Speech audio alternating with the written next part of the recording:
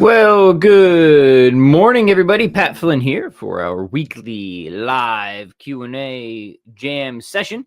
I think Dan's still traveling. I wasn't entirely sure if Dan was going to be joining us today, but given that he's not here, I think the answer is he's on the road. So we'll just have fun, just the two of us, just like we did last week. Dan will definitely be back next week. So I see lots of good stuff in the comments already. Post whatever questions and comments and topics for conversation you want, and we'll jam around. Had a ton of fun last week. We answered a lot of good questions, got to go into some really cool topics. So looking forward to a repeat there. Let's talk some news first. If you guys didn't catch it, I already see a few people talking about it in the comments here.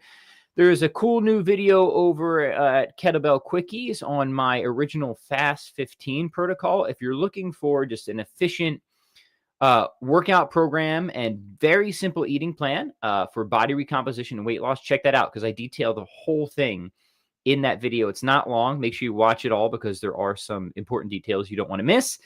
And that video is timely because we're preparing to launch a new Fast 15 challenge where I revamp everything, design all new workouts for it, introduce some cool new components.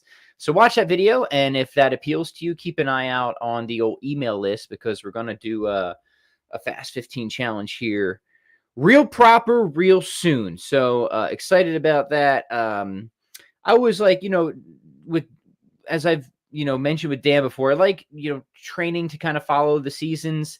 I think right now is a good season to kind of buckle down, to do a little bit of a fat loss, body recomposition push as we get deeper into winter. It's cold outside. You kind of want to maybe eat a little bit more, make that sort of more muscle focus, more muscle and strength focus. So big fan of cyclicality in your training. We've talked about this before. Don't try and do everything at once. Focus on one, maybe two things at a time. Put everything else in maintenance mode. And as far as you can, try to train with the season. So I think now is a good season for a good fat loss challenge. Fast 15, the upgraded and new version coming soon. Keep an eye out for that. Watch the original video on my Kettlebell Quickies channel. You'll notice, can everyone hear me okay, by the way? Just check in and let me know. I don't have my headphones today, hence why you see this beautiful mane just flowing all over. So I have a lot of kids, and they sometimes come into my podcast area and take my equipment, and I think one of my daughters took my headphones. So yeah, but that's okay because Dan isn't here, so I don't even really have to hear. I just have to talk, right? Okay, good. Everyone can hear me. Awesome. Yeah, let me know where you're tuning in from. Hello from Atlanta. Let me know what you're drinking. Let me know what questions you have and what you want to jam around on. Busy season for me. I've got lots of things going on aside from the usual fitness stuff and designing new programs, and challenges, and stuff like that. A lot of just different side projects. A lot of music projects right now. As many of you know, I have I'm in a Van Halen tribute band here in Milwaukee. We've got a show coming up next weekend. It's going to be over 3 hours. It's a lot of work. It's a lot of work playing Van Halen, especially for 3 hours. So that's been keeping me busy, and I've really come to appreciate, just like how important the fitness stuff is because there's not just on the music side. There's not just the mental aspect of it and trying to be getting all the right notes and the right rhythms, but you gotta physically be there. Hopefully moving and shaking and gyrating for 3+ hours, and that's really, really draining. And a lot of musicians just get hurt, right? Because they have bad posture. They're just not strong. So it's really good. I'm very grateful that I have the fitness base because look, I'm still tired after long gigs, but I at least feel like I can handle it. So that's been a nice little, thing there. Don't take it for granted. This fitness stuff, it matters for everyday life and stuff beyond the weight room. Joe says everybody wants some. Yeah, that's on our set, man. We've got, like I said, we play a lot of Van Halen. A lot. Obviously, we're a Van Halen tribute band. We play David Lee Roth. We play Sammy Hagar. We got some deep cuts in there that people really like to hear, like Mean Streets. So I'm having a ton of fun with it. It's a lot of work, but I'm having a ton of fun with it. So if you're in the Milwaukee area, come check us out. We're called Top of the World. All right, let's take some questions and stuff. Like I said, pop whatever you have in the comments. We'll jam around. and have some fun. We can Van Halen fans. We have any Van Halen fans here? So let's hear it. Let's hear it. Right. Sorry, I got to scroll back up. Good morning, Joe. Joe says, Pat, I'm planning to start Fast 15 shortly next week, I believe. This will be my first Patty McFly program. Cool. So, Joe, I take it that you saw the video over on Kettlebell Quickies. I put the link in the comments here, but if you just go to Kettlebell Quickies, you'll see it's my most recent video. And let me just give the executive summary of the base Fast 15. Joe, you might want to look at the new one we're going to launch. It's going to be a bit more detailed. But Fast 15 is what makes this really cool. I explained this in the video, is it's really based on a series of heuristics. And the idea here is we just give mental shortcuts to provide simple, easy to apply rules that are going to get you results. So a lot of problems that people face when it comes to fitness programs is just overcomplication, too many details, too many things to track, too many things to think about. It's overwhelming, it's confusing, and it causes people to quit. And Fast 15 is based around a bunch of 15s, hence Fast 15, right? So it's 15 days for the initial push. You can do it a lot longer than that, of course, and I recommend that you do. But a 15-day time-bound goal is great because it's very motivating. What we find, this is well-researched, is that people do better when there are clear and somewhat pressing deadlines. And people will do even better the closer they get to those pressing deadlines. If you leave goals too vague and open-ended with respect to timeframes, that's when people quit. So even if you're going to push for something long-term, which you should, it's good to have, shorter targets set up, shorter deadlines set up. These tend to provide you with an inherent structure and motivation that just isn't there when things are just too open-ended, too vague. So 15 days, 15-hour daily fast. It's kind of a sweet spot fasting number that will help you hit a reasonable calorie restriction and help you to reframe your relationship with hunger. I talk about this in the video, why that's really important. So check out the video for details. 150 grams of protein. So 150, that's like 15, right? Times 10. And this is good because it's a good general simple rule. Yeah, you could be more precise, something like 0.7 to 1 gram per pound of body weight. But honestly, if you just blast 150 grams of protein, you're gonna be in a good place, right? So sometimes it's better to not worry about being uber precise. Just get in a general vicinity or neighborhood because it's just more practical, right? So 150, easy to remember, easy to do. 15-minute metabolic resistance training workout. So taking advantage of kettlebell complex training. That's where the kettlebells really shine in Fast 15. And then there's some bonus 15 stuff, like a 15-minute floor for brisk walking. And of course, you can go over that. And again, a 15-minute target's really good because it's not intimidating. It's not overwhelming. And honestly, once people start walking for 15 minutes, they very often will do 30, 40, maybe even an hour. So sometimes with fitness, you have to learn to trick yourself, right? Sometimes if you think, if you have to do something for an hour, you think about how much an hour is. But if you only say, it's only 15 minutes and you get started, well, once you get started, you feel good, and then you very often keep going. I do this for music practice too. Sometimes I look at this full set. I got to run through this huge set of crap, and it's going to take an hour and a half, and it's very overwhelming. And I'm busy. I'm stressed. I think, well, I'll just do 2 songs. Let me just do 2 songs. But then I can do 2 songs, right? But then I do 2 songs. I'm warmed up. I'm feeling good. Then it's 5 songs. Then it's 10. Then I do the whole set. So sometimes you got to learn to kind of trick yourself a little bit. So good to hear you're doing Fast 15. The base program is entirely up for free. The original base program on Kettlebell Quickies. But like I said, we're gonna do a new upgraded version for people who want to enter into a full community challenge with us. I'll probably be giving details about that tomorrow via email. So stay tuned, Joe, and you might dig that as well. All right, cool stuff. Sorry, Joe, I don't know if there was a question there, but hopefully my comments were somewhat helpful to you. All right, let's go to the next one. Steven says, I know of the 30 for 30 circuit training method. Can circuit training be programmed differently than using 30 on and 30 off for reps and rounds? Yeah, of course. I mean, you can, let me make some distinctions here because sometimes we hear about circuits and complexes and chains. And let me explain how at least I use this terminology, and I'll give you some training ideas. So a complex is typically where you use one piece of exercise equipment, like a kettlebell, and string together a series of movements and perform them back to back with little to no rest in between. I love complexes. I promote them. I think they're an amazing form of metabolic resistance training, which for anybody who just wants bang for buck, body recomposition, strength, muscle, cardio, all in one, you really can't beat it. It's the ultimate busy person's workout tool.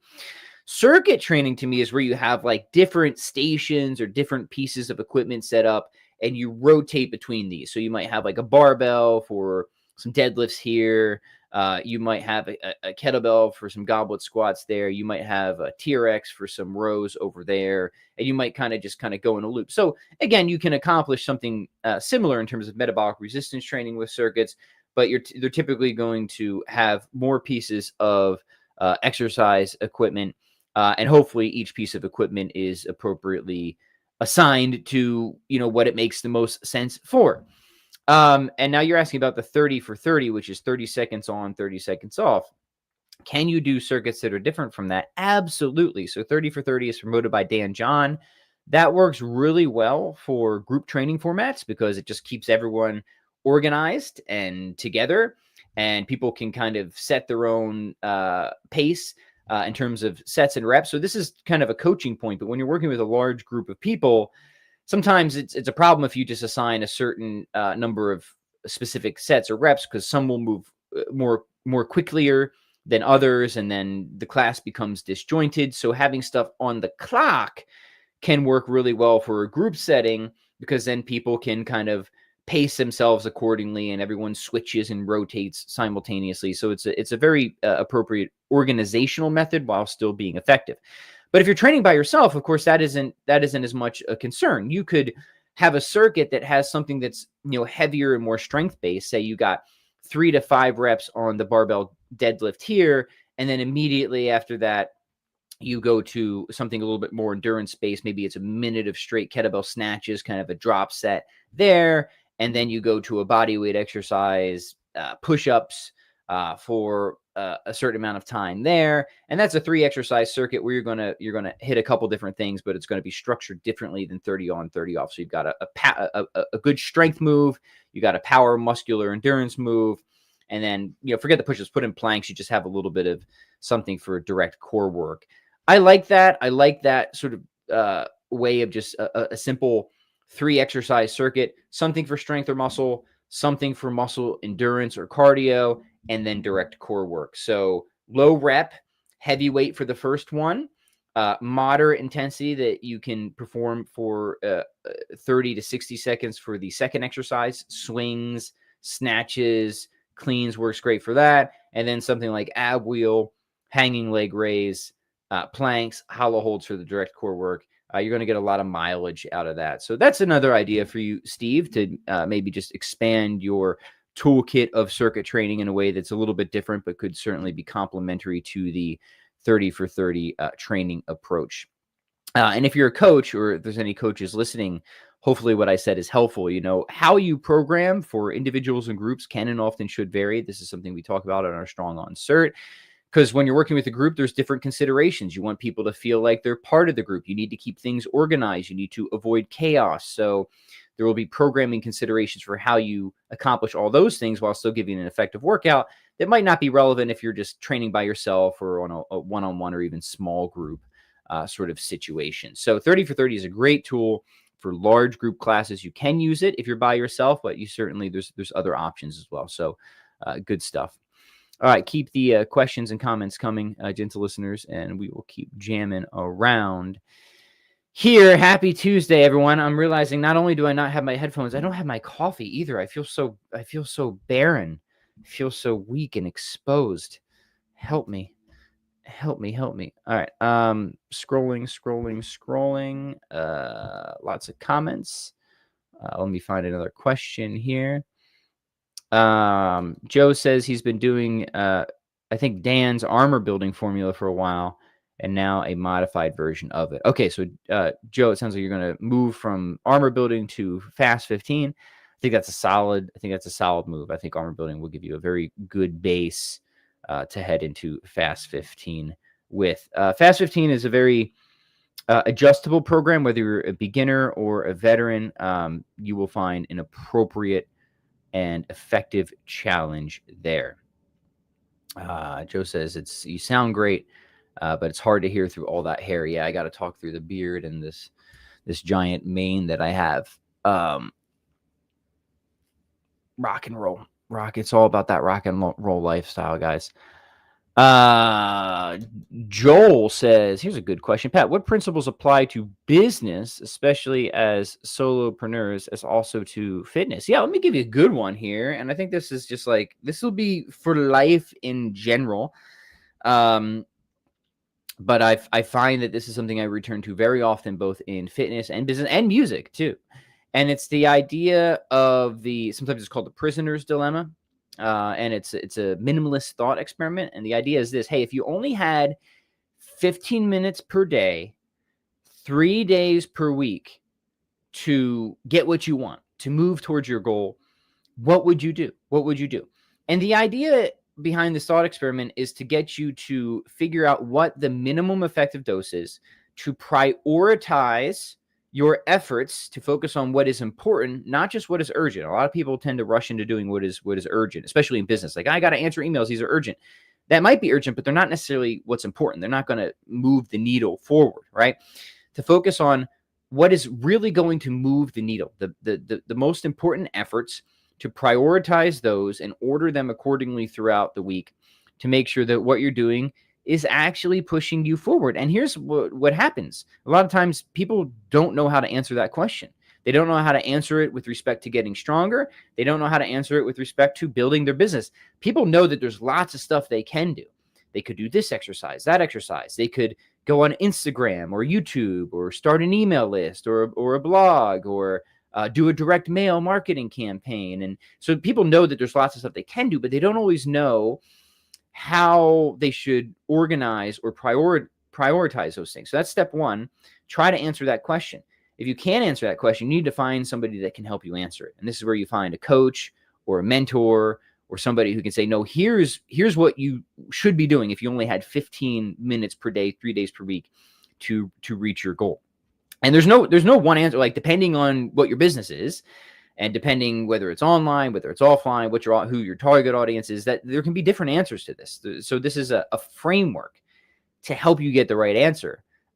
I don't have that right answer for you because it's going to depend on lots of different things. Just like what's the best thing you can do fitness-wise? Well, it depends on what your goals are. Are you going for fat loss or strength or muscle? It's always, context dependent. But that framework of the prisoner's dilemma will help you to orient yourself so that way what you're doing starts to be hopefully more effective and advance you in the direction that you want to go. So is that a principle? It's more of a framework. It's a thought experiment that you should be routinely returning towards. Another principle that matters a lot for business is a principle of and fitness is a principle of measurement. We often talk about, hey, what gets measured or what gets recorded not only gets managed, but also it tends to become improved. All right. So what gets measured and recorded not only gets managed, but also it tends to become improved. It's hard to know where you're going if you don't know where you're at. So just like I encourage people to track different things in their fitness efforts, not just their intake and their output with respect to what they're eating and what they're doing in the gym, but also the relevant, data about themselves, whether it's body fat percentage, even just weight on a scale is a decent, it's better than nothing. Various measurements in terms of, whether it's your waist or how much you're lifting. Tracking and data is really good. It builds awareness, and it will help you to, again, focus your efforts on what actually makes a difference and to identify weak points. Sometimes you don't know where you're leaking, and the only way to figure that out is to actually try to measure and record as much as you can. This is something I do actively very much in my business, especially when it comes to just trying to assess various analytics. Because sometimes here's the other thing related to the other, and I'll move on to the next question. Sometimes you might not always know what is the most effective thing, and you'll have to test. You'll have to test different things. Okay, what is going to be the best use of my time? Sometimes there's not an immediately good answer to that, and you have to test it in the gym, in your business. But to determine what is the best, you have to record. You have to measure and see. Okay, YouTube is returning far more in terms of ROI, right? Then Instagram for the same amount. And you can see this in your analytics and measuring. So, okay, I'm going to start to invest more over here and less over there, maybe test new things. So measurement is really important. You have to know where you are in order to have a better shot of getting to where you want to be. So those are just a few things, Joel. There's lots of other similarities. And if a few more pop into my mind here, maybe I'll return to the question, but hopefully it's a good start. All right, let's keep going here. Walter says, I am planning on shadow joining some friends who do Squattober. Squattober, I like that. I've not heard of Squattober before. By the way, all this that you see here, this face and this hair, this started with a no shave November. That's how that was the beginning of the end, my friends. So be careful when you do these monthly theme things, because you don't know how far they will take you. Living proof of the potential consequences of this sort of thing, for better or worse. All right, so Squattober. But he's also going to do the Elite 2025 300 Swings Challenge. And how would you program a push-in movement? Okay, so I don't know what Squattober is. So like right off the bat, I'm not sure how compatible 300 Swings is with that. So be prudent there. Maybe you already have it figured out. If so, kudos to you.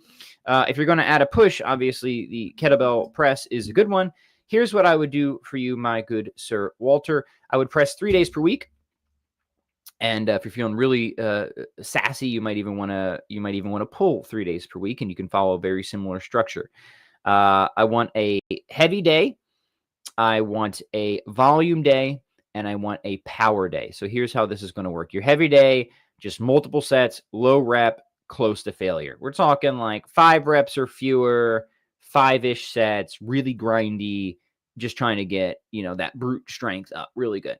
All right, a volume day is where you're going to be quite submaximal, somewhere between 8 to 12 reps, going to be, effective for building muscle, and you're just going to get more volume. You can still do up to 5 sets, and be somewhere within 2 to 3 reps of technical failure. So it's still relatively heavy, but it's not as absolutely heavy as your powered, as your pure strength day. So you got your strength day, you have more of your volume muscle day, and then your power day is where you're going to do push presses or jerks. And I like these kind of EMOM style. So, set some time on the clock, 15 to 30 minutes. I like single arm for this. So minute 1, some number of reps. Honestly, 5 or fewer is fine. You want to go, decent. You don't have to go super heavy with it, but you want to make sure that you're putting a lot of oomph into this. Next minute, switch sides. Just hit that for, you don't have to go super long, anywhere between, I think a 15-minute to 20-minute thing is going to be quite effective there. So between those 3 days, you're going to get in a good amount of overall volume throughout the week with a good amount of intensity. And I think it's going to be a great complement to all the swinging and squatting that you're doing there. So, by the way, that what I just gave is like just a good general. If you're stuck on the press and you want to get your press higher, that's like my go-to framework. 3 days per week, heavy strength day, volume muscle day, power day. Get after it. And that doesn't just work well for presses. That works really well for pull-ups. It also works really well for deadlifts too. If you want to push a deadlift up, that 3 day per week framework is quite effective, quite good. All right, good questions. Kang has a fun one. Kang says, what got you into music? What are some of your favorite lesser known albums? Oh boy, man, I could spend a lot of time on this. So what got me into music? My mom, some of my earliest memories when my consciousness was still starting to gel was just AC/DC at extremely loud volumes in my mom's car. So my mom just pumped hard rock into my head at an extremely young age. And, pretty much as soon as I was able to form thoughts, I realized I don't know entirely what these sounds are, but I like them and I want to be able to make them. So AC/DC was my first love. They're still my favorite band of all time, even more than Van Halen. And they made me want to start playing guitar. So I picked up the guitar around 5th or 6th grade. I started getting more serious in high school, was very serious by high school. got a small scholarship to go to college for music, but ended up switching my major. Always just played, and now I'm in some now I'm in actually 2 different music projects. One is the Van Halen tribute band, so it keeps me very busy. It's a lot of work, but it's also very rewarding. And it taught me so much, right? I mean, learning to be a musician and learning how to grind and how to practice effectively, how to perform under pressure. Man, there are so many lessons there that carry into so many areas of life. Fitness, absolutely, because music teaches you about plateaus all the time. You grind, you put in the hard work, you're pushing, and there's periods where you just plateau and like, man, I can't get this passage, I can't get my speed up, but you keep grinding, you keep working at it, and then suddenly you make these leaps of progress, just like you see in the weight room, right? And so you learn to just settle into plateaus, understand that plateaus are part of the process. So what I learned on my instrument was invaluable for teaching me about lessons of self-improvement and progress that applied absolutely to the weight room and business and other areas of life too. So it's never too late to start. I know somebody asked last week about getting started with music. I would highly encourage it, no matter what level you want to go to.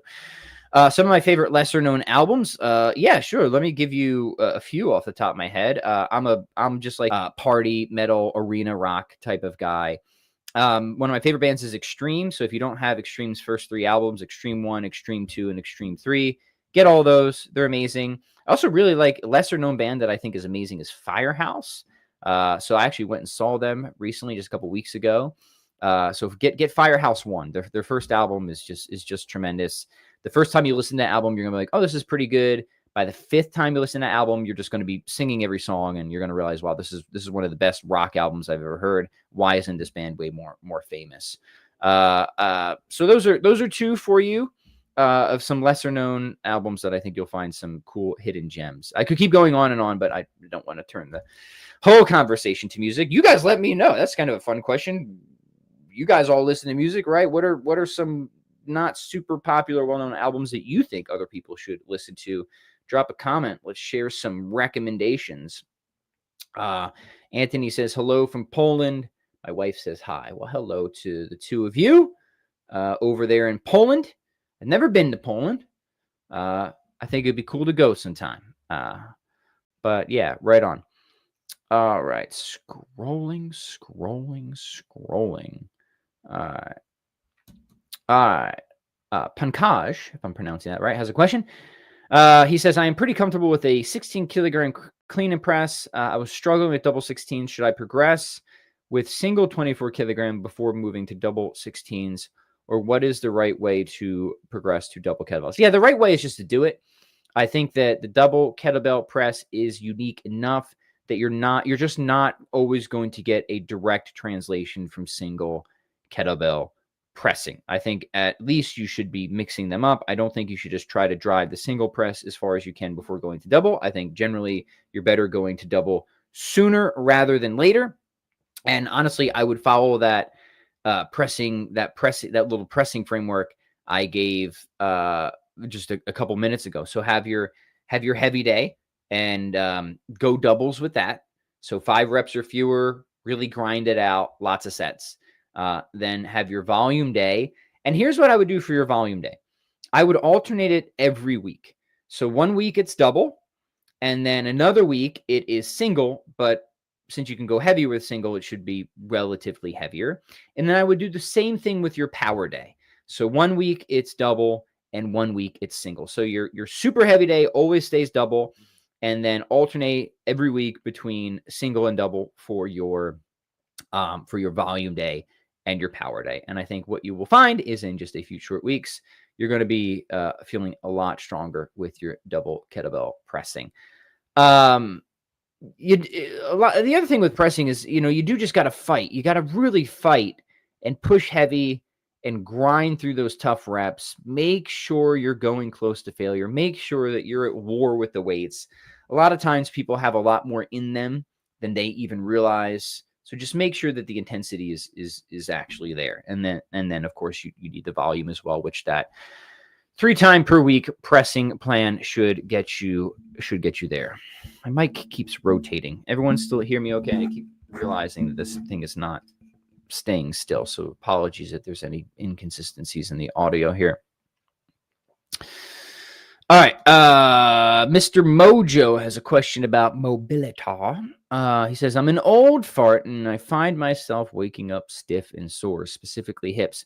What do you recommend for mobility and how do you structure that throughout your day? When do you do it? Okay, so a few things for mobility. First, the best thing you can do for mobility is weight training with full range of motion. That's the best thing. Like nothing is so mobility is different than flexibility. Flexibility is just access, but mobility is access with control or with strength. So honestly, the best things you can do for mobility are just full range of motion movements with resistance, with strength. So your full range of motion kettlebell presses, your full range of motion squats, the deep lunges, dips, pull-ups. If you can get there without pain, the best thing you can do for mobility is the good old-fashioned full range of motion, controlled, that's important, controlled resistance work. Okay. But that's the best, just because that's the best single thing you can do doesn't mean it's the best thing you can do overall. The best thing you can do overall is a combination of stuff. So the strength training, plus I do just good old fashioned stretching is very valuable. So I do a lot of hip stretching.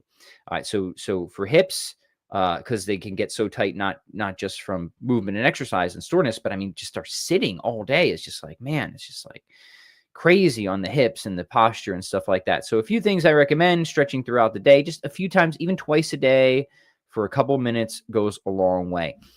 Do your kneeling hip flexor stretches. All right. Kneeling hip flexor, really important. You want to do your kind of pigeon stretches, your 90-90 and frog stretches. If I were to give you three, those three go a long way. Hip flexor, 90-90 or pigeon stretch, and frog stretch. Just get in those positions, hold it out. Stretch, not to the point of pain. Sometimes people overdo it with stretching. You want to be, in a little uncomfortable, but never painful, and try to breathe and relax into the stretch. That's the key. So take your time, hold the positions for a while, minimal 20 seconds, but if you can go for a couple minutes and just really relax into it, that's even better. And on top of the hip stuff, I think shoulder and T-spine stuff is really important. So throughout the day, if you can just do those kneeling T-spine rotations, really, really good stuff. I really like the kneeling T-spine rotations. And then some basic original strength type of moves where you're just doing those neurodevelopmental patterns. Really, the rocking and the crawling is really good, especially with head nods. Look over your shoulders. Make sure you're doing the yes and no's, left and right. Also draw a circle with your nose. The daily neck mobility, the head nods, that stuff.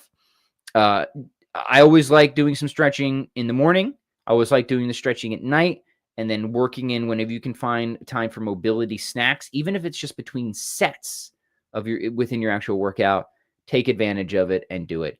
But that would be my best advice. Again, consistency here is absolutely critical. If you only ever stretch when something is screaming at you, it's not going to do you much good. But if you're doing the resistance training, doing some daily stretching morning and night, and then sprinkling the other mobility throughout the day, you're going to see a lot of improvement. Sometimes people for mobility only do stretching. That can have some value, but seriously, the best thing for mobility is the loaded strength work. You really, and like, this is well established for sure. All right, good. All right, good questions. Shane has one now, and it goes like this. Regarding Prometheus or ABC, should anything be changed for legs when the press is maxed out but the legs are not? Should legs be broken into their own exercise so appropriate weight for legs is used? So I'll speak to Prometheus because that's mine. Armor building is Dan. Now, armor building is structured in a way that it sort of accounts for this, right? So the squat has more reps than the press, and the idea there is following your logic. Generally, you should be able to squat more than you should press, so the press will be the limiting factor, so distribute the reps accordingly. But that doesn't always work out perfectly, even with the the press to squat ratio. I don't think there's anything wrong. Honestly, I don't think there's anything wrong with just doing a quick swap to go heavier on the armor building complex if you notice a significant disparity. So I'll speak for Dan there until he decides to say something otherwise.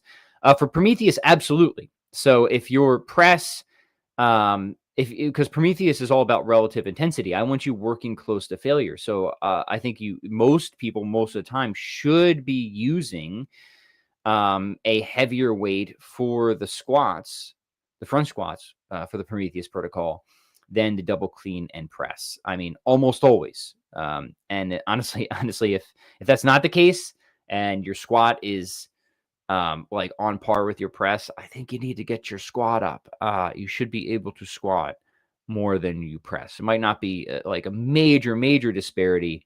But yeah, Shane, for sure, because I want you working close to failure for a lot of Prometheus, which means that you should be picking up generally a heavier set of bells for the front squats.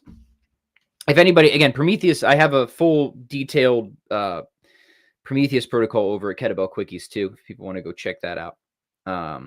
Thanks for all your support over at Kettlebell Quickies. That channel is like really growing fast. It just started about a year ago, and a little over a year ago now, and we got now over 11,000 subscribers. So I think it's going to take over the world. I really do. I think it's going to be like the next, who's that guy, that Mr. Beast or whatever. So yeah, well, I look more like a beast than he does, right? So maybe I should be the new Mr. Beast. Help it out by going and subscribing to Kettlebell Quickies and watching those videos. I would really appreciate it. The Timers Hub. Okay, that's just a comment about armor building, so that's good. Yeah, I think that's right. All right. Anthony says, if you ever need a guide in Poland, you know where to find me. Actually, I don't. I know you're in Poland, but that's all I know. But we'll if I ever end up in Poland, my friend, you for sure can count on me hitting you up. Muhammad has a question for Dan, but as you can see, Dan is absent, so I'll do my best. He says, hi, Dan, can I get stronger by using double 10-kilogram kettlebells? Yeah, I mean, so look, like, can you get stronger with this or that? Depends on where you're at. If 10 kilogram, given your current size and level of ability, is sufficiently challenging in a particular rep range, meaning that is like close to failure for you, yes, of course you will get stronger. You might quickly outgrow them. So, you know, if you're kind of just starting out and that's challenging now, you might quickly outgrow that. But yeah, absolutely. But if it's not, if it's too light, if you can crank out like 30 overhead presses with that or whatever, then yeah, probably not a whole lot of utility there.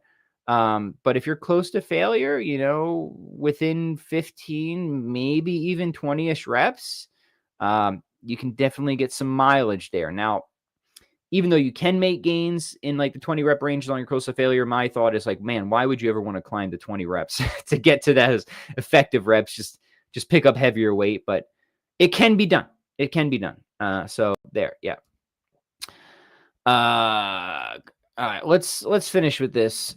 Clive says, always loved AC/DC, but mostly into punk and funk. So lesser known. My favorite band, which is Canadian punk, is No Means No, The Wrong Album, Funk, Betty Davis, first couple albums from the early 70s. So there you go. A few more music recommendations for you guys. I got a jet. This has been a lot of fun. So few things before you go. Again, go check out the new video on Kettlebell Quickies, all about Fast 15. We're going to be launching into a new Fast 15 challenge. If you want the new and awesome upgraded edition, pay attention, get on my email list, which you can join that at 101kettlebellworkouts.com. But check out the original Fast 15 principles over at Kettlebell Quickies. I think you'll dig it. I'm excited to launch the new iteration, get a really cool 15-day community challenge going. Hope you guys take part. It's always fun. It's always good. And I appreciate you guys. Thanks for being here. We'll see you next time.